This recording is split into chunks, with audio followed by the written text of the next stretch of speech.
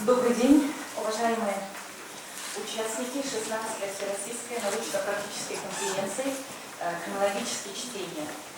Как вы знаете, коллеги, наша конференция является самой старой из молодежных и вообще взрослых конференций, которые проводятся на юридическом факультете. Впервые, я немножко про историю расскажу, наша конференция была проведена в 2004 году по предложению, инициативе одного из основателей нашего факультета, человека легендарного, прокурора, который возглавлял прокуратуру республики на протяжении 25 лет, Бориса Цыбековича Деньжапова. Он был почетным работником прокуратуры РСФСР, почетным работником прокуратуры Монголии, заслуженным юристом Республики Бурятия, заслуженным юристом РСФСР. Ну и много у него множество регалий, в том числе и зарубежных. Он также удостоен высшей государственной награды Монголии. Вот. И когда он работал на должности прокурора, защитил уже в 1974 году, Константин Иванович у нас главный как раз библиограф, защитил кандидатскую диссертацию, и уже в 80-х годах он начал преподавать у нас советское право для студентов исторического факультета. И, конечно, он сделал все для того, чтобы наш факультет был создан, и это произошло приказом ректора БГПИ 2 февраля 1994 года. И вот в 2004 году мы впервые провели по инициативе первого заведующего кафедры уголовного права и процесса конференцию «Криминологические чтения». И она стала у нас ежегодной. Каждый раз у нас партнерами этой конференции являются правоохранительные органы республики и, в первую очередь, конечно, прокуратура Республики Бурятия. И эта конференция очень памятна и знаменательна тем, что мы впервые на территории Российской Федерации открываем криминологическими чтениями серию мероприятий, посвященных 300-летию прокуратуры России. Эта дата, конечно, очень серьезная. Я думаю, ни один правоохранительный, в целом даже государственный орган не может похвастаться такой, как бы скажем, длительной, славной своей историей. Вот. И по инициативе прокуратуры республики в лице прокурора республики Галины Николаевны Ковалевой мы решили криминологические чтения посвятить именно этой дате. Вот. Поэтому у нас в основном, как говорится, приглашенные члены жюри, сами авторы сборника, которые есть у вас у всех, у кого в электронном, у кого в печатном варианте. Мы выпустили к началу конференции первый том сборника. Туда вошли статьи 50 авторов, даже больше, где-то 70 авторов, более 50 статей из множества юридических, в том числе ведущих вузов России, в первую очередь университета, Академии прокуратуры Российской Федерации. И, конечно, коль конференция у нас молодежная, это в основном, конечно, студенты, аспиранты, магистранты юридических вузов России. Ну и основной костяк – это, конечно, юридический факультет БГУ. Ну и здесь присутствует наша молодежь, основные, как говорится, виновники, основные исполнители такой величайшей миссии. Действительно, это, я думаю, наше событие войдет в историю не только нашего университета, но и прокуратуры Республики Бурятия и Российской Федерации.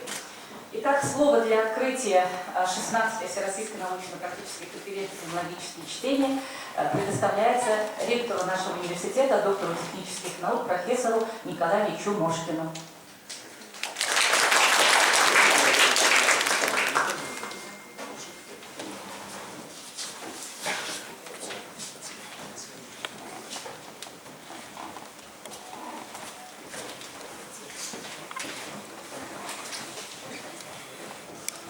Уважаемые работники правоохранительных органов, работники прокуратуры, уважаемые коллеги, уважаемые студенты, решите поприветствовать вас на конференции 16-й криминологические чтения в зале заседания ученого совета нашего университета. Действительно, как уже заметила Валерия Ивановна, конференция проводится в канун празднования 300-летия прокуратуры Российской Федерации. Следующий год будет уже юбилейный для вас, коллеги. Наш факультет 25 лет отпраздновал, тоже, в общем-то, юбилейная такая дата. И на будущий год наш университет будет праздновать 90 лет со дня своего основания. В общем-то, тоже дата достаточно круглая и знаменательная для всей нашей республики и, ну, естественно, для нашего коллектива.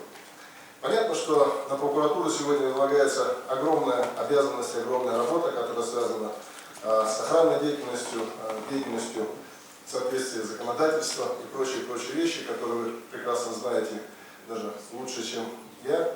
Но хотелось бы остановиться не на этом, а остановиться на том, что сегодняшняя конференция очень хорошо и широко освещает ту проблематику, на мой взгляд, с которой сталкиваются сегодня в целом наше общество и охранная деятельность, в том числе и прокурорская надзорная деятельность.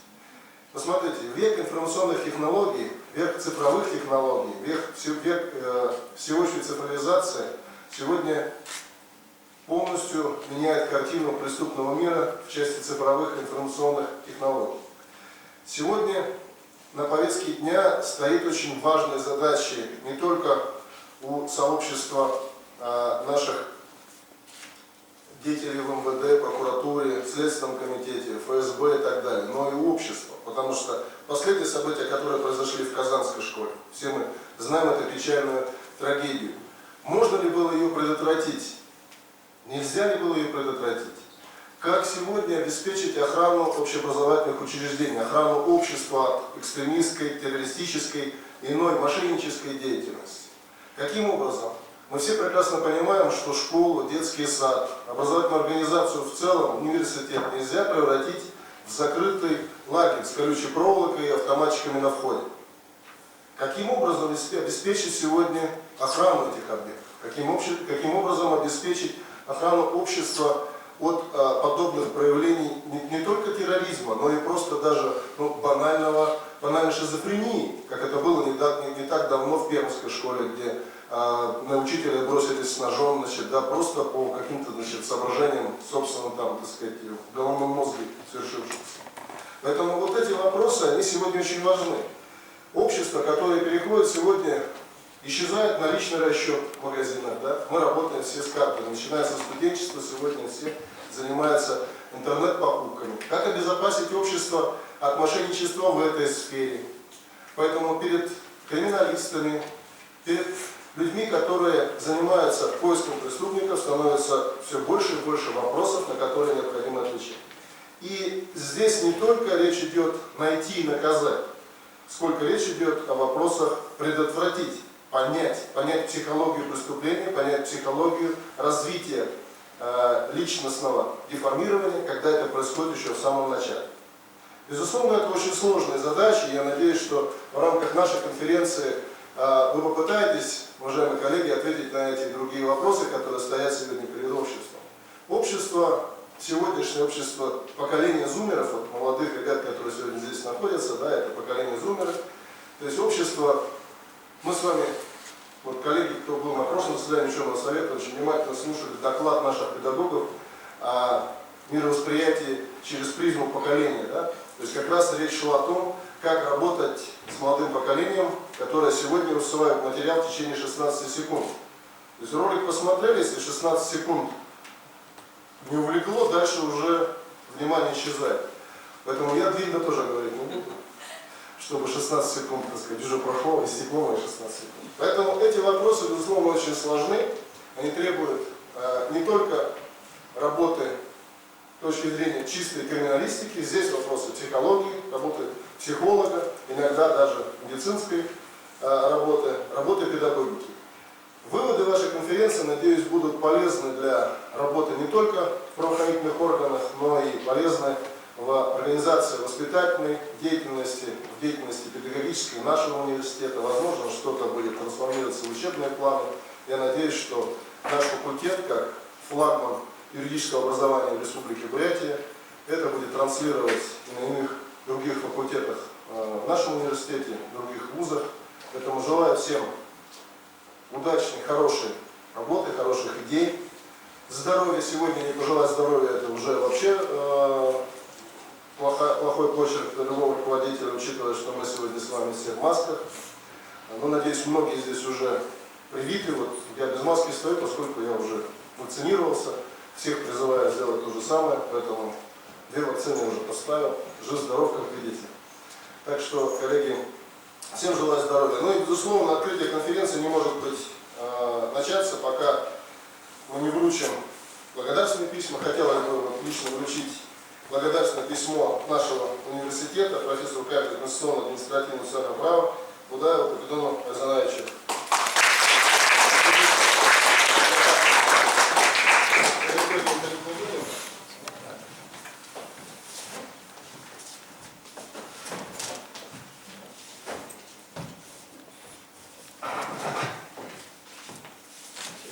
Заместитель прокурора Республики Бурятия, 99-го, прокурор Кяхтинского района, прокурор отдела по надзору за дознанием, да, прокуратуры Бурятской ССР. И действительно легендарное профессиональное прокурорское прошлое позволяет сейчас капитану Арзанаевичу делиться, конечно, своим бесценным практическим опытом. Спасибо вам. Старшему преподавателю кафедры гражданского права процесса Налетову Марине Николаевне.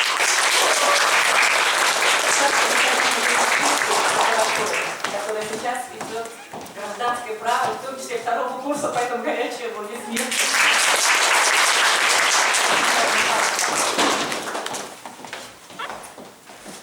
И доценту кафедры уголовного процесса и криминалистики Садыкову Николаю Будаевичу. Причем не только Бурятская ССР, но и Советского Союза, который участвовал в расследовании знаменитого дела Чикатило. У нас Николай Будаевич возглавляет криминалистическую лабораторию. Большое вам спасибо.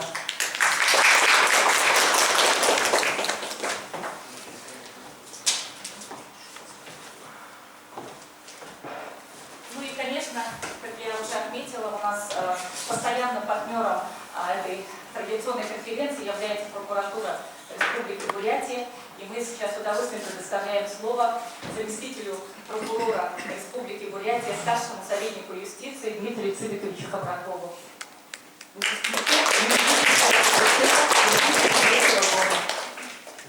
Спасибо. Уважаемые участники конференции, от лица прокурора Республики Галины Николаевны Ковалевой разрешите выразить признательность за участие в нашем мероприятии. Как уже было отмечено, сегодняшняя конференция посвящена 300-летию прокуратуры России. Прокуратура была основана Петром Великим 12 января 1722 года. Все эти годы она служила делу укрепления российской государственности. Сегодняшнее мероприятие, криминологические чтения, я считаю, уже стали визитной карточкой юридического факультета Бурятского государственного университета. Мне, моим коллегам, очень приятно, что работники прокуратуры внесли вклад в его создание. Юрий Ильич Скуратов, Бадмацарен Цибикович Жапов, Анна Тимофеевна Тумурова, капитан Арзанаевич Будаев, Андрей Дашевич Лунжиев. Они, руководство тогда института, я считаю, что они прогрессоры, они видели дальше других, они в такое суровое, непростое время смогли создать очаг юридической мысли в нашем суровом краю. Сейчас эти традиции достойно соблюдают нынешнее руководство факультета, кафедра. Я очень благодарен Эльвире Львовне Роднаевой за проводимую ей работу. Уважаемые конференции, я желаю вам приятного общения и плодотворной работы. Спасибо вам.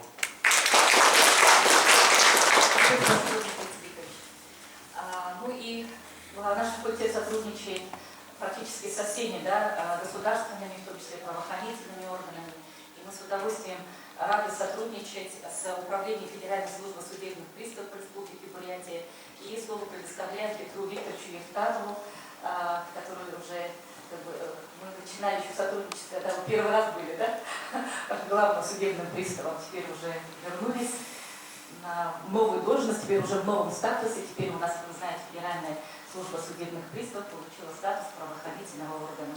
И у нас намечается дальнейшее сотрудничество, конкретное направление. Мы уже обговариваем. Пожалуйста, Спасибо большое, Эльвира Львовна.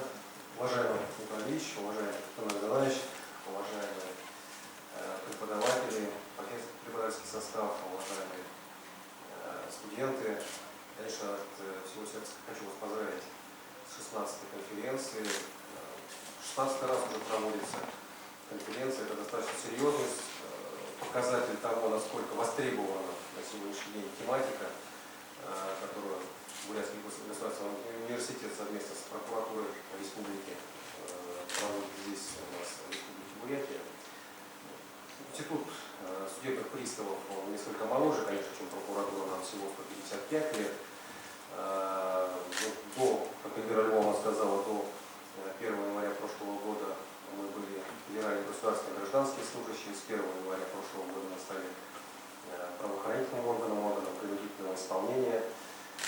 Естественно, мы очень большую роль отводим Бурятскому государственному университету в области формирования нашего кадрового резерва. Это люди, которые студенты, выпускники Бурятского госуниверситета, которые в последующем пойдут работать к нам, в нашу систему. Мы сейчас динамично развиваемся. Очень хотелось бы увидеть, знаете, такой прикладной характер нашей конференции, для того, чтобы мы в последующем уже могли на практике применять те идеи, те мысли, которые сегодня будут выражены в рамках конференции. Служба судебных приставов также применяет уголовно-правовые полномочия. У нас 9 составов по Уголовному кодексу Российской Федерации. Есть отдельное подразделение дознания, достаточно большое количество уголовных дел, ну, относительно, конечно, большое количество дел мы возбуждаем. В первую очередь, конечно, в отношении элемента обязанных должников по статье 157 Уголовного кодекса. Достаточно большое количество дел возбуждаем при выявлении преступления против правосудия. Поэтому вот этот прикладной характер конференции он очень важен для того, чтобы мы уже в повседневной деятельности службы судебных приставов применяли вновь полученные знания.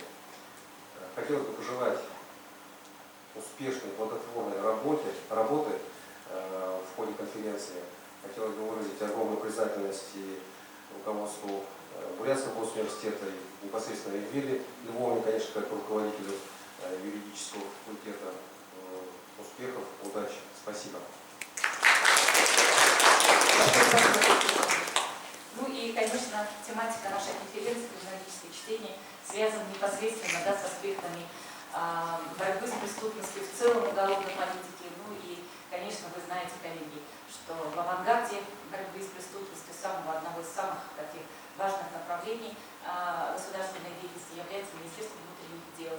И мы рады приветствовать Ларина Романа Леонидовича, начальника отдела следственной части Следственного управления Министерства внутренних дел по Республике Бурятия, подполковник юстиции. Добрый день, уважаемые участники конференции, уважаемые гости, ветераны службы прокуратуры. Позвольте от лица Министерства внутренних дел Республики Бурятия поздравить всех с началом данного мероприятия, которое уже, как известно, проводится в 16-й раз. Для меня лично это очень большая честь принять участие в таком мероприятии, и поэтому я с радостью согласился принять участие в этой конференции. В этой связи, конечно, хотелось бы выразить огромную признательность и благодарность научно-преподавательскому составу БГУ, руководству данного учебного заведения за организацию и регулярное проведение научно-практической конференции. Ну, как уже было сказано, МВД России и МВД Республики Бурятия, конечно же, безусловно, является также одним из важных органов борьбы с преступностью. Львиная доля преступлений, полагаю, что львиная доля преступлений, о которых пойдет речь, все-таки, наверное, находится в юрисдикции органов внутренних дел и органов предварительного расследования органов внутренних дел. Надеюсь, что сегодняшнее мероприятие пройдет для всех очень интересно, полезно. И в этой связи хотелось бы всем пожелать успеха. Спасибо. Мы же, в свою очередь, выражаем большую признательность представителям всех правоохранительных органов, которые учредили специальные призы победителям и призерам нашей молодежной конференции. 5 часов прямо в этом же зале у нас начнется процедура торжественного награждения. И позвольте несколько слов по регламенту нашей конференции. Мы сейчас приступаем к содержательной части нашей конференции. Регламент у нас для докладов пленарного заседания до 10 минут, секционное заседание до 7 минут и 3 минуты это время для обсуждения, поэтому можно задавать вопросы коллеге-докладчикам основным нашим, да? Вот. И после пленарного я сразу хочу предупредить, заседание у нас будет фотографирование. У плаката 300 лет прокуратуры, я думаю, это действительно такая дата, которую нужно, как говорится, нам отметить, да, вот таким памятным фотографированием. Вот. В 2:30 у нас начнется работа секции до 16:30. Вот. Ну и, как сказала, 5 часов процедуры награждения. И после этого еще у нас победители 5 секций будут приглашены в прокуратуру Республики Бурятия в конференц-зал для уже приветствия лично прокурором республики, государственным советником юстиции 3-го класса, да, Галины Николаевны Ковалевой, тоже выпускницей нашего факультета. Выпуск 2000 года, второй выпуск нашего факультета. Вот. По регламенту я уже как бы осветила. И мы приступаем к докладам пленарного заседания, но я бы хотела сказать, что Юрий Ильич Скуратов, который стоял у истоков также нашего факультета, в 1994 году, когда создавалось юридическое отделение при историческом факультете, он занимал должность директора научно-исследовательского института проблем укрепления законности и правопорядка при Генеральной прокуратуре Российской Федерации. Вот. И, конечно, всемирно помог нам своим авторитетом, своими трудами и своими заслугами, конечно, потому что вы знаете в первую очередь его как ученого, специалиста по конституционному праву, известнейшего государствоведа. Вот. Затем в 1995 году он был назначен генеральным прокурором Российской Федерации, и все это время он продолжает помогать родному факультету, и он сегодня выслал видеообращение к участникам нашей конференции. Мы его запустим уже отдельно по нашим социальным сетям, потому что, к сожалению, у нас регламент пленарного очень как бы ограничен. Поэтому я сейчас с удовольствием предоставляю слово для открытия, да, пленарной части нашей конференции Тумуровой Анне Тимофеевне, доктору юридических наук, доценту кафедры теории истории права государства Бурятского государственного университета имени Даши Ванзарова, одному из основателей нашего факультета. С 1984 года Анна Тимофеевна преподает наравне с Борисом Цибиковичем, тогда раньше называлась «Основа советского права», да, теперь уже Анна Тимофеевна известный специалист в области теории истории государства и права и, можно сказать, основоположник концепции обычного права, генезиса права. Пожалуйста, и тема доклада посвящена еще одному нашему основоположнику, вот тут сидят наши выпускники первых лет, да, посвящена роли личности Бориса Цибиковича Садинджакова в формировании юридической школы Бурятии. Уважаемые участники технологического чтения 2021 года, я от всей души приветствую вас. И мне оказана большая честь выступить на открытии этой конференции и рассказать молодому поколению, будущим юристам о личности Бориса Цибиковича Садинджакова. Я очень тронута этой возможностью обратиться к вам с этой темой. И хочу сказать, что ежегодно проводимое в стенах нашего факультета мероприятие получило свое название в далеком 2004 году самим Борисом Цибиковичем Садинджаковым, основателем юридического факультета Бурятского государственного университета. Сегодня чтение проводится в честь 300-летия прокуратуры России и, конечно, в память нашего учителя и наставника, прокурора Республики Бурятия, заслуженного юриста России, первого заведующего кафедры уголовного права процесса и криминологии профессора Дмитрия Цибиковича Садинджакова. Для меня большая честь открыть криминологические чтения. Меня попросили рассказать о Борисе Цибиковиче, его роли в становлении нашего факультета. Конечно, трудно говорить о своем учителе, о своем наставнике в прошедшем времени. Поверьте мне и моим более молодым коллегам до сих пор кажется, что откроется дверь и своим спокойным, торопливым шагом войдет Борис Цыбикович и спросит без обиняков, твердо глядя в глаза, что сделано, над чем работает, кого студентам учиться сегодняшнее непростое время. Вспоминая Бориса Цыбиковича, подчеркивается его роль в развитии прокуратуры республики, его беспрецедентно долгий срок службы на посту прокурора республики, его авторитет как руководителя государственного органа, известного всей стране своими достижениями в сфере прокурорского надзора и борьбе с тяжкими преступлениями. Трудовые достижения Бориса Цыбиковича были отмечены высокими государственными наградами, орденами почета, дружбы народов, тремя орденами знака почета, званием заслуженного юриста России, почетного гражданина Республики Бурятия и так далее. Как не менее значительной по своим масштабам и значению для республики оценивается роль Бориса Цыбиковича в становлении юридического образования Республики Бурятия. Мне вспоминается историческая встреча президента Республики Бурятия Леонида Васильевича Потапова в 2000 году с победителями Всероссийской студенческой юридической олимпиады, с нашими студентами Яковом Мавзоевым, Виктором Роднаевым, Саяном Тамбаровым и группой преподавателей юридического факультета во главе с Борисом Цыбиковичем. И на этой встрече глава нашей республики подчеркнул, что прокуратура республики под руководством Бориса Цыбиковича была на высоте. И с его приходом на юридический факультет студенты молодого, только формирующегося учебного заведения показали невероятно высокие результаты на первой юридической олимпиаде. Искренне восхищался талантом, мастерством, профессионализмом этого выдающегося руководителя прокуратуры республики в новой для него сфере. Сегодня хочу, опираясь на эти яркие эпизоды в жизни факультета, обратиться к нынешнему молодому поколению вот с какими словами.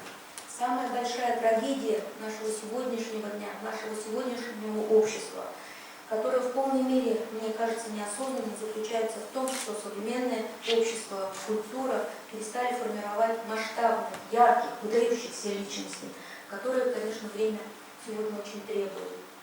Бытует мнение, что масштабная личность рождается в трудные времена, поскольку трудные времена рождают особую атмосферу ответственности, и непростые задачи, и непростые решения. Борис Цыбикович родился в большой семье в Бичурском районе. Его отец, прославленный герой, коммунист, активист Занижа Паишевич, в полном смысле этого слова был строителем новой жизни и воспитал своих сыновей деятельными, упорными, трудолюбивыми, решительными. Детство Бориса Цыбиковича прошло в трудное военное время. Время трудовых дел было переложено на плечи женщин и детей. Подростком Борис Цыбикович познал тяжелый труд, решение, ответственность за себя и окружающих его людей.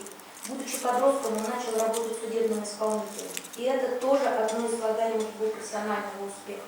Нигде так не познается единство правоохранительной системы, как в органах исполнения наказаний. Годы его воинской службы прошли на западной части СССР. Он увидел большую страну, прочувствовал растущую мощь, силу государственного победителя, биение жизни в самом сердце страны. Стал свидетелем похорон титана своего времени, Сталина. Вернулся после службы в армии уже с твердым выбором профессии, следователем прокуратуры. Учился заочно. По окончании с опытом практической работы был назначен прокурором далекого Акинского района, затем прокурором Сокальнинского района. И уже в возрасте 33 лет был назначен прокурором республики. На этом посту проработал 25 лет, 5 конституционных сроков, беспрецедентный случай. Будучи на заслуженном отдыхе, он все свои силы отдал становлению и развитию юридического факультета ВГУ.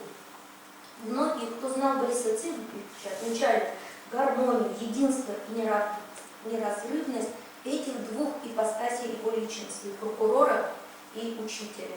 Борис Цыбикович сам много раз говорил нам о том, что главное в работе в государственной службе – это кадры. Талант мгновенно видеть человека, его характер, его возможности, место и работу, которую можно и нужно ему поручить, умение направить человека, поддержать, помочь и не отступиться от него в минуту неудачи и даже ошибки. Все это характеризует Борис Цыбикович как руководителя нашего органа. Сейчас поражаешься тому, как вдумчиво, последовательно, с предельной добротой, строгостью нравственно безупреченного человека он растил кадры. Все знают факт того, что был дефицит юридических кадров. Борис Цыбикович установил прямую и тесную взаимосвязь с с ректором Свердловского юридического института. Ежегодно лично участвовал в отборе абитуриентов. Затем каждое лето устраивал на практику, стажировку, организовывал материальную поддержку, моральный стимул к хорошей учебе. Грандиозность и плодотворность этой работы, которая может кому-то показаться излишней в работе прокурора республики, можно продемонстрировать простым примером. Борис Цыбикович поддержал выпускника из 42-й школы города Улан-Удэ, отправил его учиться в Свердловск. Каждое лето интересовался его успехами, проблемами, заботами, помогал, устраивал на стажировку, тонко продумывал, кому направить, что хорошего или плохого может получить молодой человек рядом с тем или другим работником. Напутствовал осень на новый учебный год. Его поддержка и забота помогли Юрию Скуратову закончить с отличием юридический институт, остаться на кафедре, защитить сначала кандидатскую, затем докторскую диссертацию, стать деканом факультета, затем возглавить головной научно-исследовательский институт прокуратуры, а затем стать прокурором России. А сколько их бесконечно благодарны Борису Цыбиковичу за такую поддержку у нас есть в республике. Я привела только один случай. Но и не могу рассказать и о другом случае. Вы знаете, что я закончила Иркутский государственный университет и мечтала в аспирантуре. Но Борис сказал, что надо поработать в прокуратуре. Как он сказал, лучше будешь понимать предмет. Вот работала я по направлению Бориса Цыбиковича в прокуратуре Советского района Александра Филипповича Покарского. В нашей прокуратуре работали Макеевский Павел Викторович, Андрей Дашевич Улжиев, Елена Александровна Музина, Татьяна Иннокентьевна Быкова, Надя Хайдерова, тоже я не могу не назвать. Вот вы их всех знаете, какое они имели значение для нашей правоохранительной системы. Так сложилось, что мы с Борисом Цыбиковичем вместе преподавали право на историческом факультете, а потом оказались в эпицентре создания юридического факультета в ИГУ. Конечно, было трудное время, семья, дети, но Борис Цыбикович упорно вел меня к необходимости реализовать мечту о научной карьере.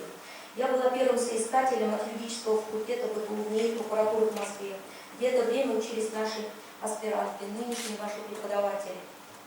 Тему моей диссертации Борис Цыбикович поддержал, был моим первым читателем глав моей будущей диссертации. Здесь нужно сказать, что Борис Цыбикович был практически первым кандидатом юридических наук в Бурятии. Будучи прокурором республики, в 1973 году защитил диссертацию. Это были другие времена, и защитить диссертацию на практической работе было очень трудно. Но упорство, его трудолюбие, целеустремленность, умение организовать любую работу, правильно выбрать тему, руководитель, диссертационный совет и много других умений – все это талант Бориса Цыбиковича. С высоты своего уже трудного опыта могу сказать, что ни один ученый из Бурятии не прошел мимо Бориса Цыбиковича и его деятельной помощи. Сколько записок с просьбой оказать содействие, поддержку Борис Цыбикович написал своим друзьям в Москву. Я с Не только записок, хочу сказать. И подарки тоже всегда прикладывают. Я с такими записками ходила и познакомилась с такими учеными, как Азалия Ивановна Долгова, Елена Алексеевна Лукашова. Она тогда работала в Российской академии наук в Институте государства и права. Там я познакомилась с целой плеядой самых выдающихся юристов нашей страны. А также я познакомилась с академиком Нерсисянцем Владиком Сурпатовичем, который оказал идеологическую, как сказать, идейный вдохновитель на моей работе. И с такой запиской ходила к знаменитому Генриху Михайловичу Миньковскому в Академии МВД. Если вы криминологи, все вы имена этих прекрасно знаете. И куда бы я ни пришла, повсюду знали и уважали искренне нашего Бориса Цыбиковича Цыдынжакова.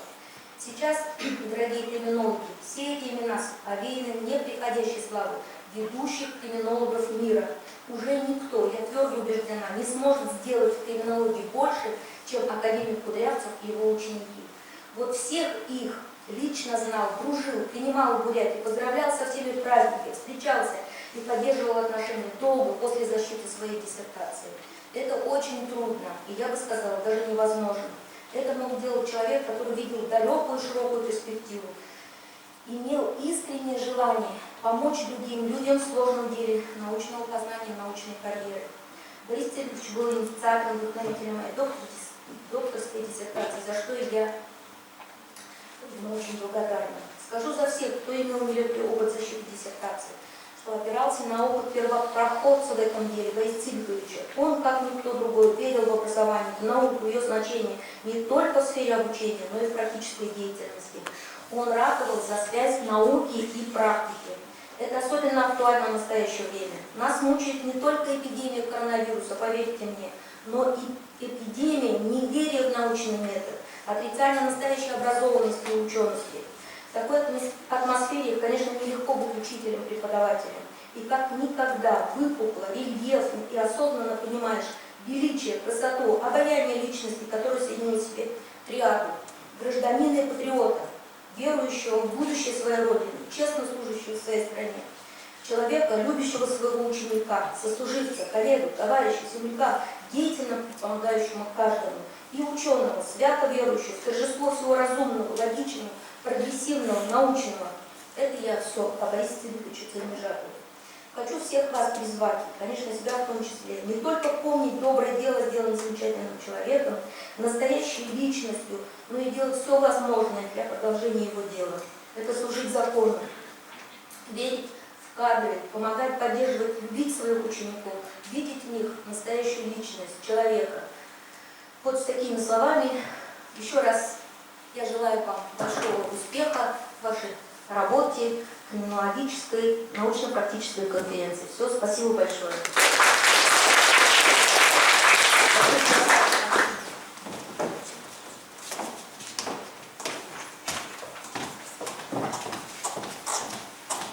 Ну и, конечно, я хочу поблагодарить, пока вот с нами присутствуют сотрудники прокуратуры.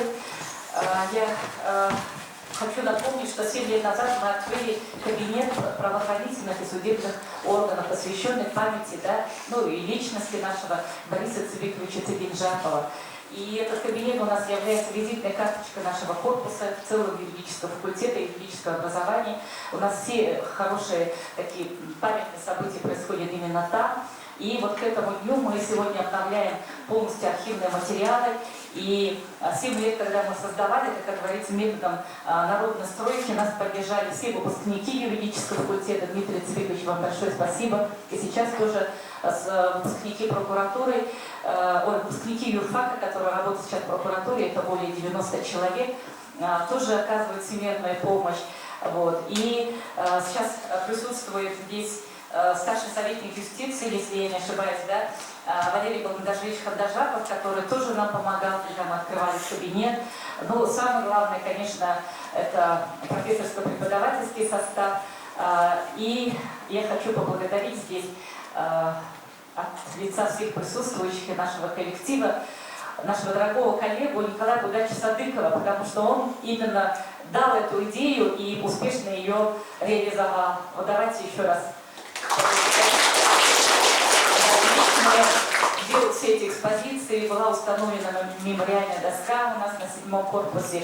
Ну и, конечно, мы до сих пор на связи с родственниками Бориса Цыбиковича, и они к сегодняшней конференции также учредили свои специальные призы для участников, победителей нашей конференции, потому что мы должны, я считаю, все поколения юристов Бурятии, да, чтить и нести дальше следующим поколениям молодежи имя и традиции, которые оставил нам наш выдающийся учитель, наставник, педагог Борис Цыбикович Тимиржаков. Анна Тимофеевна, огромное спасибо вам за такой доклад, и просьба этот доклад нам отдать электронный вариант.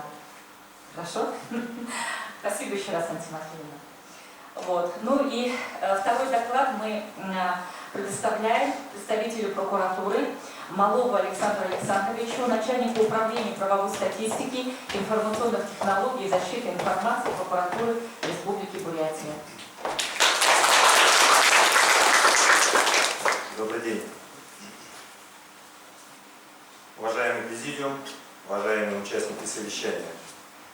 Цифровая трансформация органов прокуратуры России – это одна из основных задач, решаемых в настоящее время. Современные информационные технологии, как уже было сегодня сказано, стали неотъемлемой частью нашей повседневной жизни и управленческих процессов во всех отраслях экономики и политики. На основе этих тенденций президентом России Владимиром Владимировичем Путиным даны поручения о формировании национальной программы «Цифровая экономика Российской Федерации», которая должна быть исполнена до конца 2024 года. Генеральная прокуратура, единственная из всех федеральных органов, включена в указанную программу отдельным разделом. Программа предусматривает обеспечение всех сотрудников современными автоматизированными рабочими местами, сервисами работы с цифровыми данными на базе защищенной катастрофоустойчивой инфраструктуры. К этому предшествовали мероприятия, к реализации которых мы приступили в рамках цифровой трансформации органов прокуратуры, концепция которой утверждена приказом Генерального прокурора Российской Федерации еще в 2017 году. В феврале 2018 года совместным приказом Генеральной прокуратуры и Минкомсвязи России был утвержден паспорт проекта цифровой трансформации, уточнены ее цели и задачи. В этом же году разработан системный проект, созданы базовые инфраструктурные и прикладные сервисы во всех органах прокуратуры. Сегодня уже есть конкретные результаты. Впервые на государственном уровне применяется сервисная модель предоставления рабочих мест с набором базовых цифровых сервисов для прокурора. Основная цель всех намеченных мероприятий – это существенное сокращение сроков прохождения документооборота и обеспечение возможности реагирования прокуроров на нарушение закона в режиме онлайн. Менее чем за год все органы прокуратуры объединены в единую защищенную сеть передачи данных. Подобную работу большинство органов государственной власти осуществляли на протяжении последних 10 лет. В названной сети реализовано два независимых сегмента с различным классом защиты информации. Это закрытый и открытый контуры. Закрытый контур предназначен для работы с информационными системами органов прокуратуры, открытый для взаимодействия с внешними государственными системами, обществом и гражданами. Реализована возможность проведения совместных с городскими и районными прокурорами совещаний, семинаров, заседаний коллегий в режиме видеоконференц-связи. Завершился процесс перехода на IP-телефонию с возможностью совершения видеозвонков и аудиоконференций.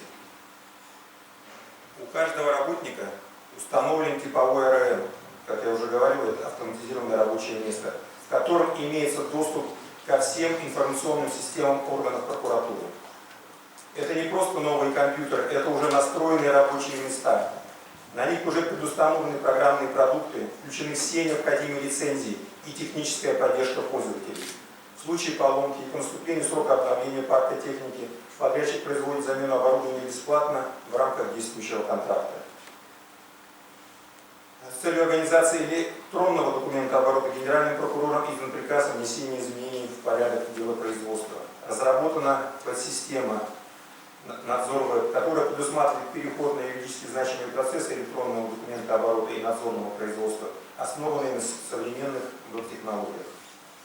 По всей стране развернута сеть региональных центров регистрации, удостоверяющего центра Генеральной прокуратуры, обеспечивающих работников средствами электронной подписи для взаимодействия как внутри системы, так и со сторонними организациями. Уже реализованы возможности подачи обращений и записи на прием в органы прокуратуры в электронном виде не только на сайтах прокуратур субъектов, но и на едином портале государственных и муниципальных услуг. Проведены работы по расширению функционала Федеральной государственной информационной системы «Единый реестр проверок», внедрены электронный паспорт контрольно-надзорного мероприятия, сервисы информирования юридических лиц о запланированных проверках, и также другие функции. Введен в эксплуатацию единый портал прокуратуры России, на котором представлены информационно-аналитический ресурс противодействия коррупции, запущен сервис цифрового вещания «Эфир», добавлен такой компонент, как публичная карта преступности сайта krimstat.ru и многое другое. Говоря о цифровизации, не могу не сказать о государственной автоматизированной системе правовой статистики. Многие, как мне известно, из вас уже с ней знакомы. Это уникальная передовая система, позволяющая сформировать единый реестр преступлений и лиц их совершивших, и дающая возможность объективной оценки хода и результатов расследования уголовных дел. Ну, собственно, к чему я и вел в своем докладе. Для того, чтобы реализовать такой масштабный проект, нужны люди и их компетенции. Это уникальные специалисты, которые способны быстро обучаться новым навыкам, чтобы помочь успешно развиваться в эпоху цифровой трансформации. Так называемый CDTO, Chief Digital Transformation Officer. Простите за произношение. Сейчас я говорю о вас, уважаемые коллеги, уважаемые студенты.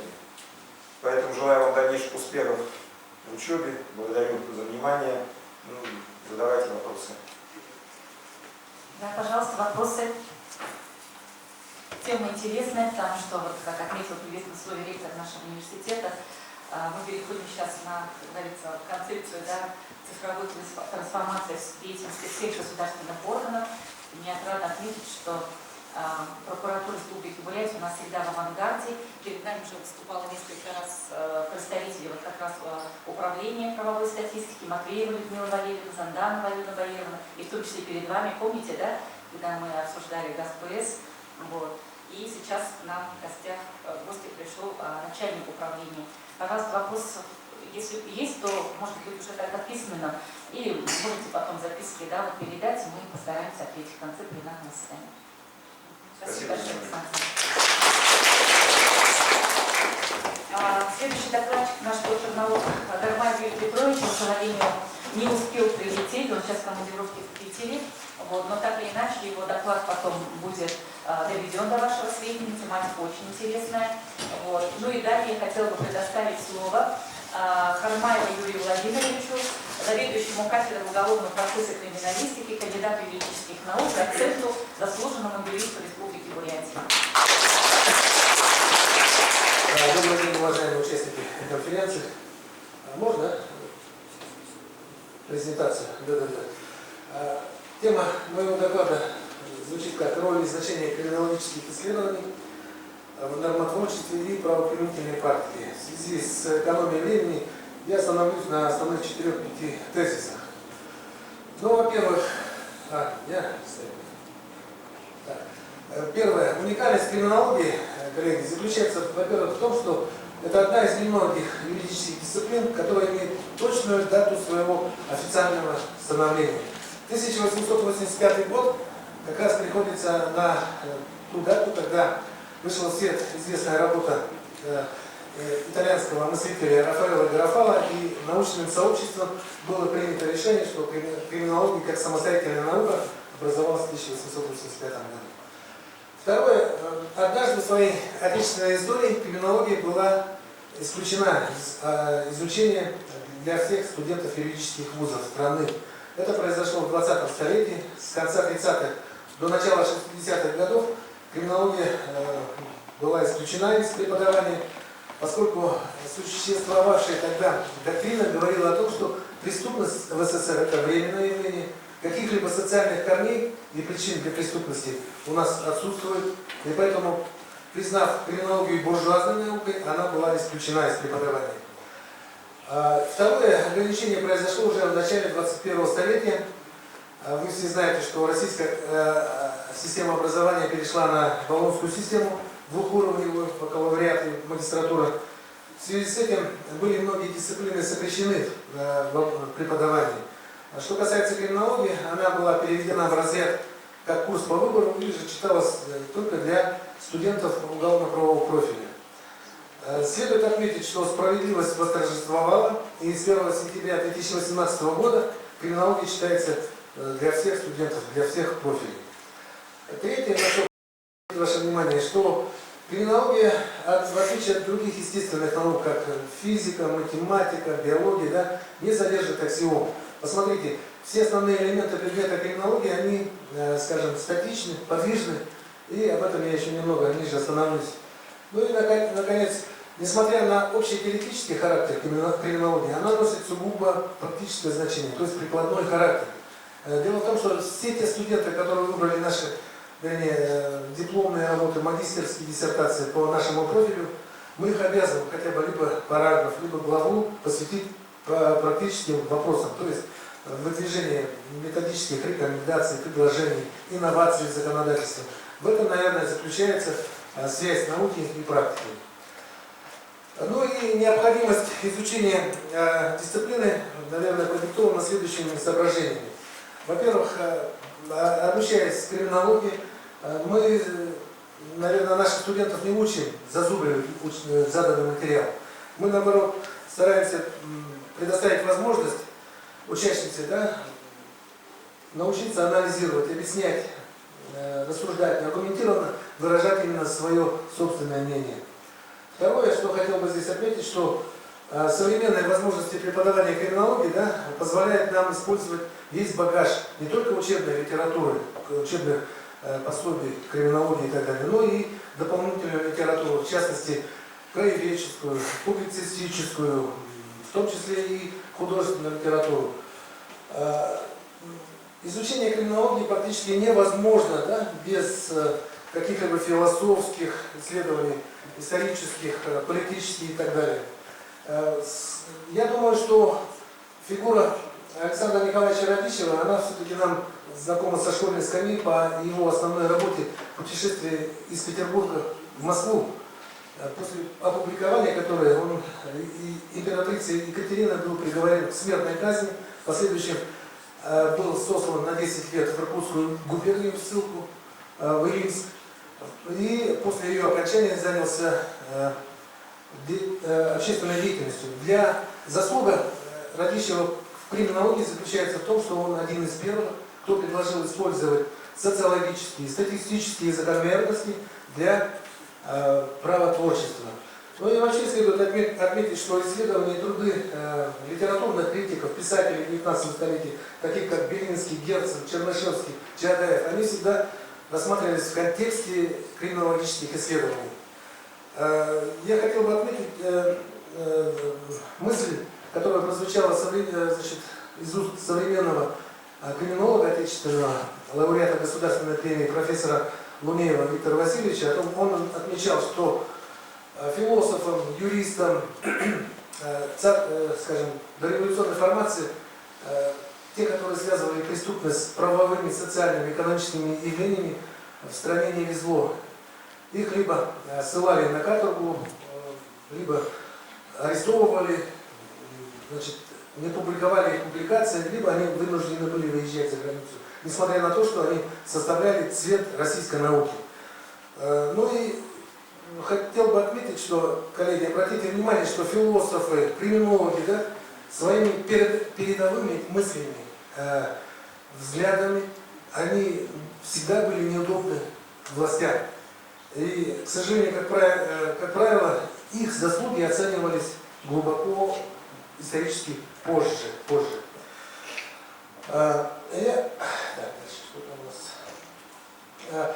Материалы и категории криминологии, особенно из второй части, да, особенной части, позволяют нам, преподавателям, студентам, давать и факультативную литературу.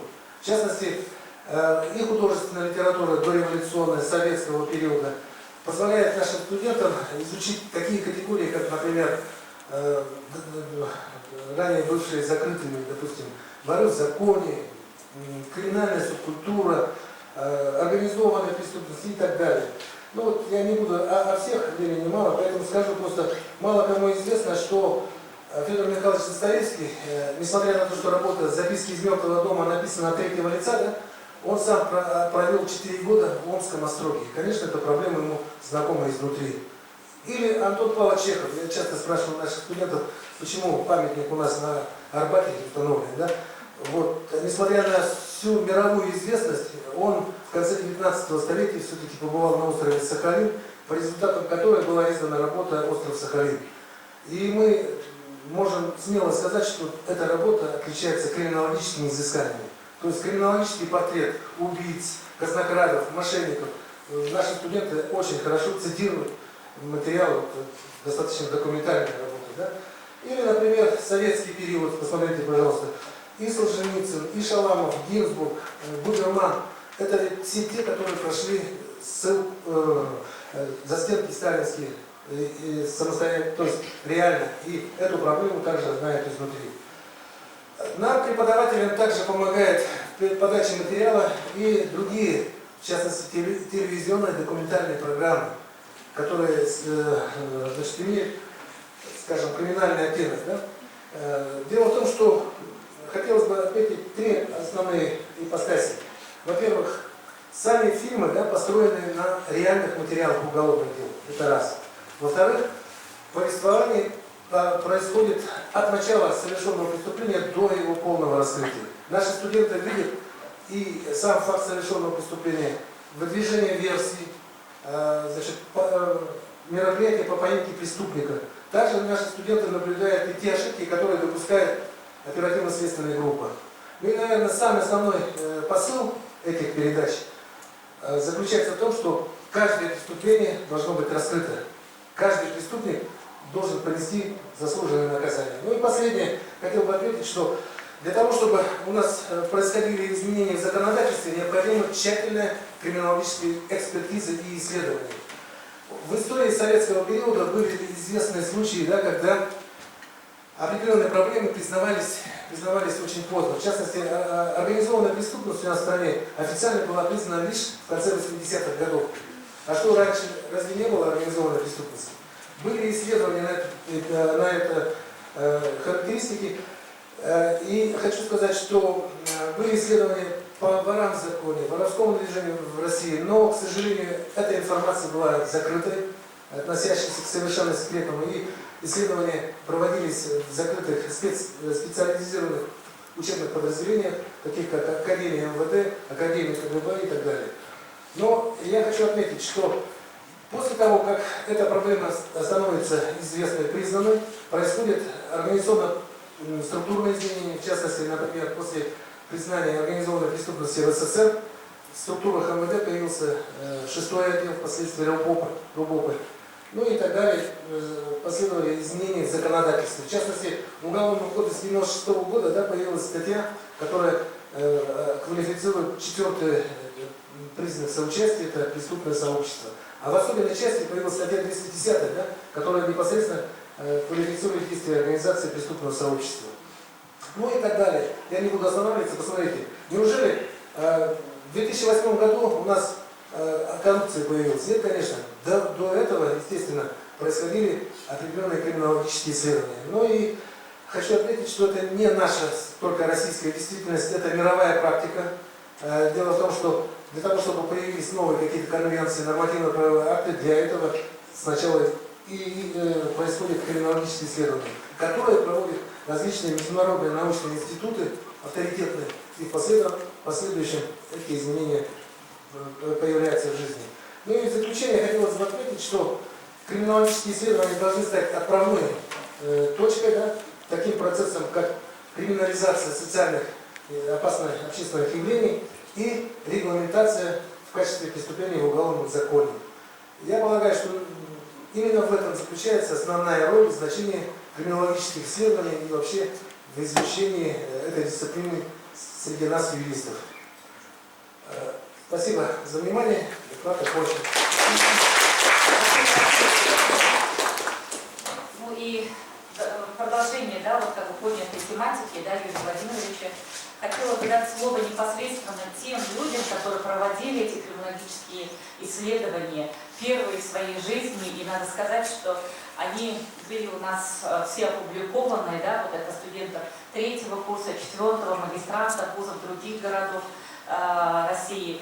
И соорганизатором вот нашей конференции является еще Союз криминалистов и криминологов под руководством президента СКК, доктора юридических наук, профессора, почетного работника прокуратуры России, заслуженного деятеля науки России. У него очень много регалий. Это речь идет о Мацкевиче Игоре Михайловиче. И он всегда тепло отзывается о деятельности наших факультетов, в первую очередь студентов. Он такое хорошее приветствие написал. Ребята, посмотрите все, ладно, вот это 3-е обращение, да, его, вот как раз это профессора Мацкевича Игоря Михайловича. И он тоже подчеркивает необходимость проведения криминологических исследований, результаты которых становились бы основой для введения обоснованных, социально-криминологически обоснованных изменений, дополнений в Уголовный кодекс. К сожалению, мы этим сейчас, да, коллеги, похвастаться не можем. К сожалению, так в нашей стране не сложилась связка наука, практика и законодательство. В первую очередь наука и законодательство, наверное, да? Вот. И вот мне сейчас, я очень горда, что наши студенты уже на протяжении многих лет проводят действительно серьезные исследования, выступают с критикой, в том числе статистических данных, материалов следственно-судебной практики. И вот я сейчас с удовольствием предоставляю слово студентке 3-го курса Сандаковой Алтане Юрьевне, которая провела исследование «Преступность в период пандемии и меры государственного реагирования». Статья ее опубликована, вы можете посмотреть. сборники. У вас у всех на руках сейчас электронные есть, да? Вот, поэтому Октану я попрошу быть лаконичной, хорошо? Хотя материалов, конечно, у нас очень много интересных. Здравствуйте, уважаемые коллеги.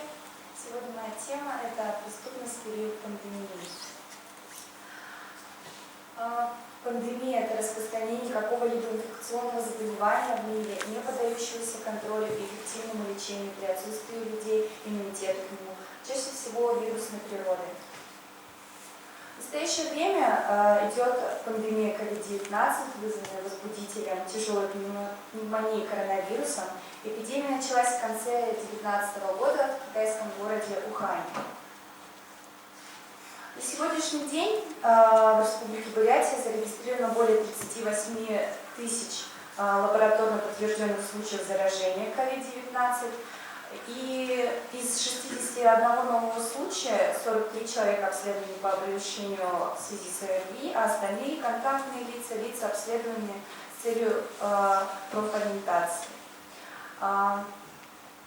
Стоит сказать, что преступность в период пандемии – это уникальный феномен, который мы с вами можем наблюдать и по сегодняшний день.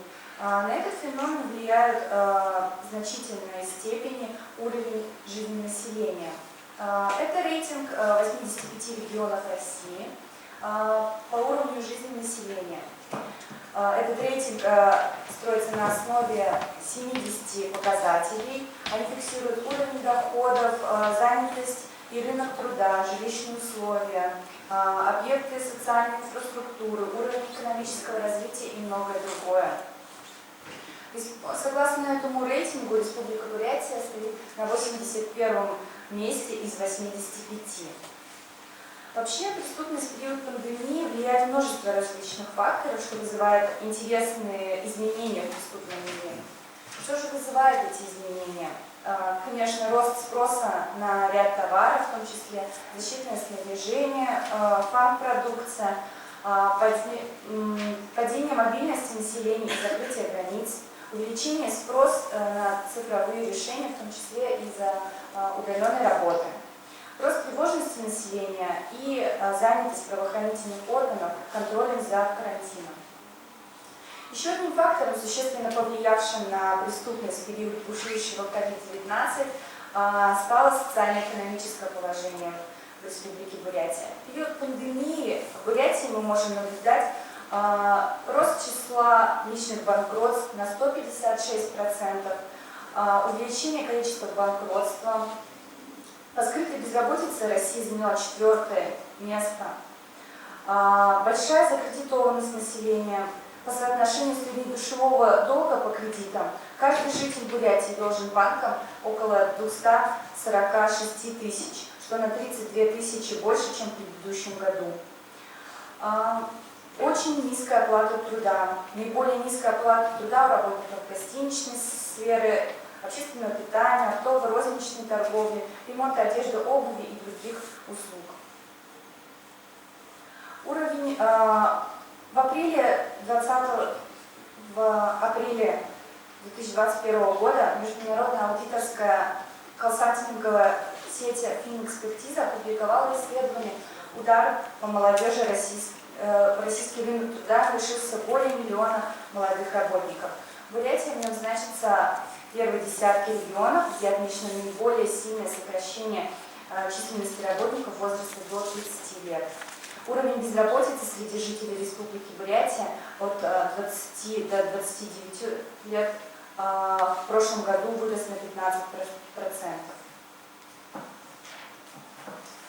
Напомним, что размер пособия по безработице в Республике Бурятия с учетом повышающихся районных коэффициентов в 2021 году составляет от 1800 до 2500, это минимальное пособие, от 14,5 до 20,5 максимальное пособие, и от 6 до 8,5 это 4, 5, 6 месяц периода безработицы. Все это, безусловно, повлияло на преступность в нашем регионе. Однако за первую неделю пандемии преступность в республике снизилась на 72%. За эти 7 дней произошло всего 140 преступлений, хотя за аналогичный период в 2019 году их было всего 1996. Число совершаемых за весь 2020 год преступлений оказалось меньше, чем в 2019. Однако количество случаев убийств и покушений на убийств при этом возросло на 13%. Преступлений с хулиганства и общественных местах стало меньше на 20%. Меньше преступлений в состоянии алкогольного и наркотического опьянения. Всего выявлено около 9700 человек, совершивших преступления. Кто же совершает эти преступления? Давайте посмотрим на социально-психологический портрет преступника. Это мужчина в большинстве случаев или женщина трудоспособного возраста, имеющий среднее или среднеспециальное образование, с несовершеннолетними детьми на иждивении, которые детские выплаты – основа прожиточного минимума. Наемные сезонные работники из категории лиц постоянного дохода, лица с неустойчивой психикой, проявляющие немотивированную агрессию под влиянием алкоголя или запрещенных веществ, и ранее уже попадавшие в поле зрения правоохранителей. Хочется отметить, что в Бурятии по-прежнему очень высок уровень рецидивной преступности. Около 40% от всех преступлений совершено лицами, ранее привлекавшимися к уголовной ответственности. Стоит сказать, что снижение преступности в пандемии – это общероссийская тенденция, что очень хорошо мы можем наблюдать на графике. Криминогенная обстановка в стране по итогам первого квартала 2021 года осталась стабильной. Относительно предыдущего года число зарегистрированных преступлений снизилось на 1,8% и перешагнуло за отметку 500 тысяч. Регламент, к сожалению, я не знаю. Хорошо.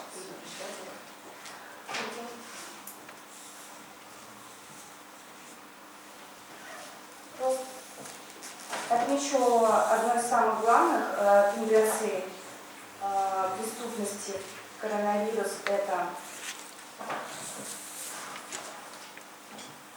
преступления. В период пандемии коронавируса в Бурятии возросло число рубок лесных наслаждений, мошенничеств, вымогательств и изнасилований и покушений на изнасилование. Самыми интересными стали с начала 2021 года в Бурятии увеличились случаи нелегальной охоты. Нелегальная охота стала популярным развлечением. Процент нарушений закона в этой сфере возрос на целых 150%. Это не единственное интересное изменение в преступном мире. Одним из последних и самым интересным осталось значительное увеличение преступлений, совершаемых с использованием информационно-телекоммуникационных технологий. По преступлениям с использованием современных технологий Бурятия находится на 5-м месте.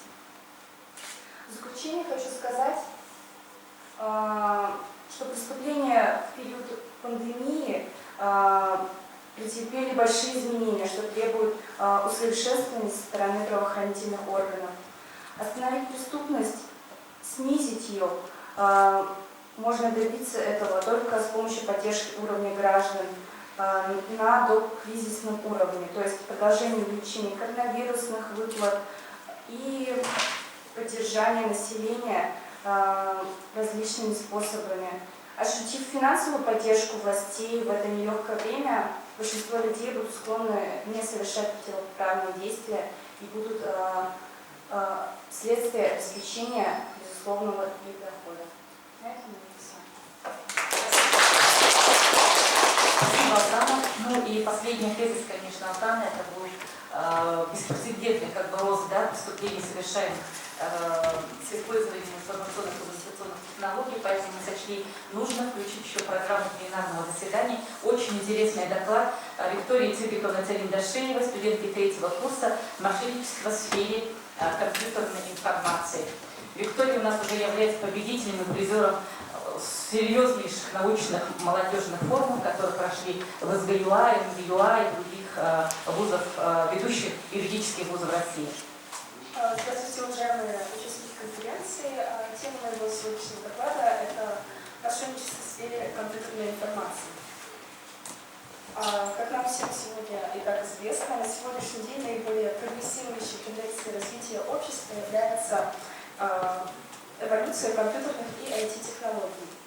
Процесс компьютеризации, автоматизации охватил практически все сферы жизнедеятельности общества, тем самым упрощая и ускоряя ее. Однако цифровизация наряду с позитивными последствиями имеет и негативные, выражающиеся в таком явлении, как киберпреступность. Еще несколько лет назад о киберпреступлениях имелись лишь редкие упоминания, но за столь короткий срок киберпреступность распространилась таким образом, что представляет угрозу безопасности не только отдельных государств, но и всему мировому сообществу. Согласно анализу статистических данных, за последние 4 года в Российской Федерации фиксируется взрывной рост количества подобных таких преступлений. Это можно заметить на слайде. Так, за 3 месяца текущего года в Российской Федерации зарегистрировано на 33% больше, чем за аналогичный период прошлого года. Стоит также отметить, что преступления в сфере компьютерной информации они характеризуются высокой латентностью, в связи с чем значительный процент таких преступлений остается за рамками статистики.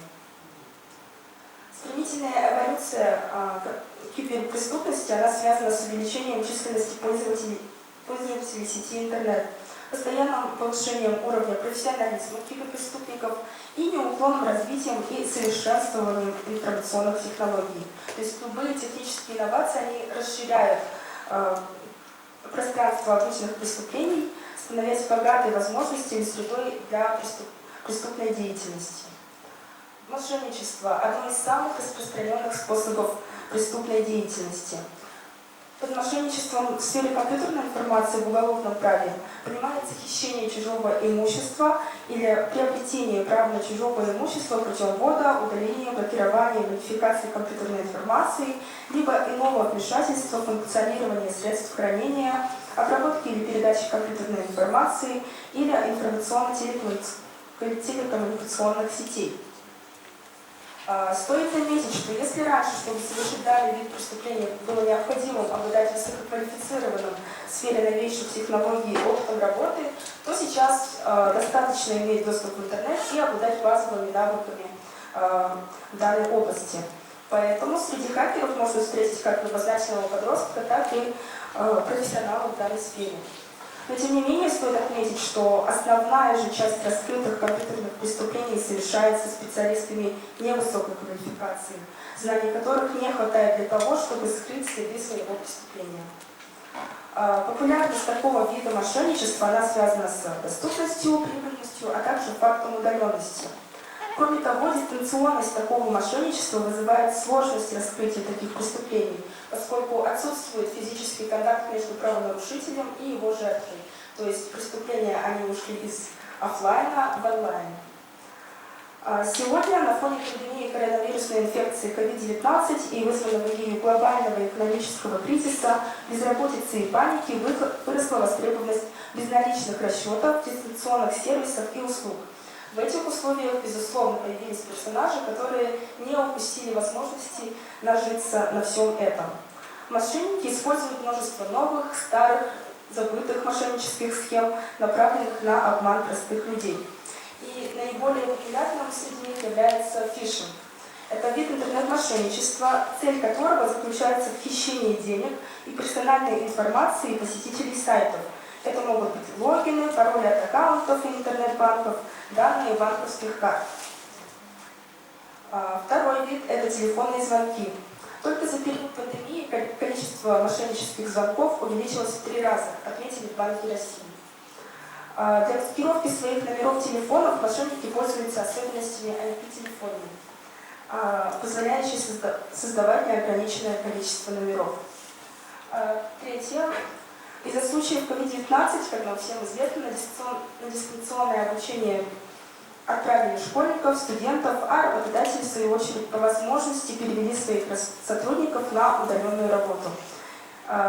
Так, специалистами компании Checkpoint было выявлено более 1700 инцидентов, связанных с несанкционированным вторжением в онлайн-конференции через Zoom. И так в открытый доступ попали приватные видеозвонки, записи бизнес-собраний, занятия в учебных заведениях. Конечно, в докладе приведены далеко не все способы совершения мошенничества с использованием компьютерных технологий, поскольку с каждым днем происходят различного рода изменения, в связи с чем компьютерные преступники они мгновенно подстраиваются под нынешние реалии. В последние годы, благодаря усилиям правоохранительных органов, было раскрыто немало преступлений, и в связи с чем множество виновных понесли заслуженное наказание. И как следствие на просторах интернета заметно уменьшился объем противоправного контента. Однако позитивные сдвиги в рассматриваемой сфере затронули лишь верхушку криминального айсберга в сети. Следовательно, необходимо рассмотреть основные направления деятельности государственной политики по противодействию мошенничеству в сфере компьютерной информации. И поскольку основным виктимологическим фактором мошенничества в сфере компьютерной информации является несоблюдение правил безопасного поведения в сети интернет, необходимо создать механизм по повышению технической грамотности населения.